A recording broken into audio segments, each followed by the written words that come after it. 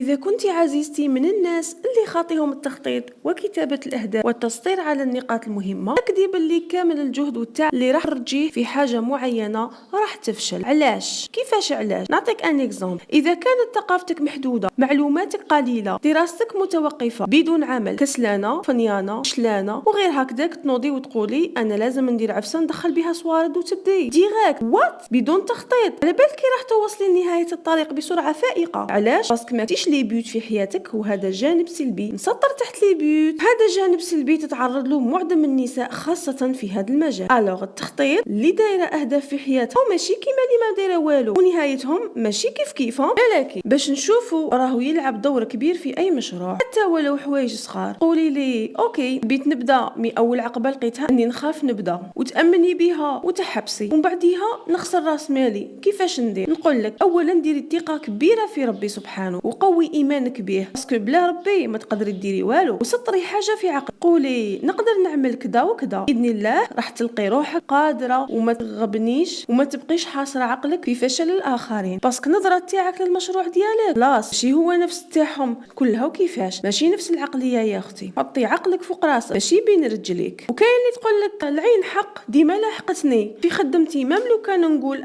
جيبوا لي الرقاد واش ندير لهنا حنونتي سهله. ما تحكيش على سرك حتى يوجد كامل استفتحي به وحتى تنجحي وشهري روحك يا عزيزتي، باسكو الناس تفسد الاشياء الجميله يا جميله.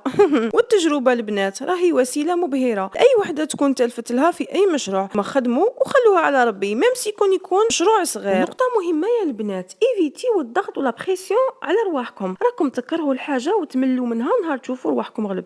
معليش توقفوا وخذوا ديك الراحه، مي ما تطولوهاش على رواحتي، باسكو اون فوا ترجعوا تخطوا عند النقطه اللي حبستوا فيها راح تلقوا رواحكم غلبانين تعبانين ناسين واش كنتوا تخطوا من دونك بالك وتلعبوها شاطرين وديروا هذيك لا ديستانس. ما تقولوش ما خبرتنا، لازم لكم تصبروا، باسكو الحاجه المليحه راهي طول. باسكو الا درتوا هذاك السبات الطويل، وكي نقول طويل او طويل يطولوها شي بنات ويرجعوا. على بالكم ديروا حاجه في حسابكم باللي اول حاجه تنسوا الموضوع اللي توقفتوا فيه وتجيكم ثقيله العوده والرجوع لهذيك النقطه. مالي باش ما تمليش وما تكرهيش بزاف، ما تكرييش سلبيات لروحك، يا خاه على المصيبه وخدمي بالمعقوله. اوكي كي شغل ما درتي والو والله تصعب عليك، ما تستخدميش العاطفه باسكو راهي تغلبك. يا كيوت يا مصيرك بين يديك، بي مليح باش كي تكسبي تجيك مليحه وبنينه. يم ديري اولويات في حياتك سطري عليهم وتاكدي اللي راح تتقدمي مليار في الساعه.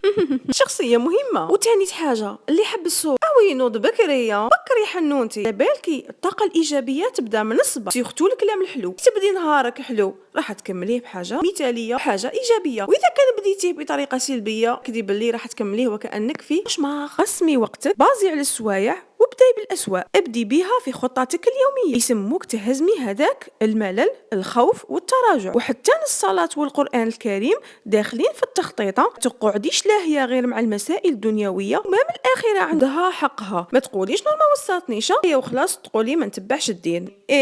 يوفقوا. والالتزام والصبر والاستمرارية راح يغلبوك على السلبية. قبل ما نختم الفيديو عندك زوج سؤال ركزي عليهم في حياتك. التبعية كيفاش تأثري في المجتمع بطريقتك، ورفع الوعي بالقراءة مهما كانت عنتها. التبعية في شخصيتك ذاتك كيفاش تأثري في المجتمع. باغ اكزومبل حكمي كتاب قصة رواية اقري قرآن. وحسني المستوى الثقافي تاعك بالقراءة والعمل حبيبتي. عن طريق الالتزام والصبر والاستمرارية راح يغلبوك على كامل الشيء اللي كنتي فيه قبل التخطيط، وراح تشوفي النتيجة تاعو بعد التخطيط. كتبي لي في التعليقات كيفاش راكي تبدي نهارك. يا مصيبة اروحي لهنا، خلي اشتراك للقناة وما تنسيش البارطاج.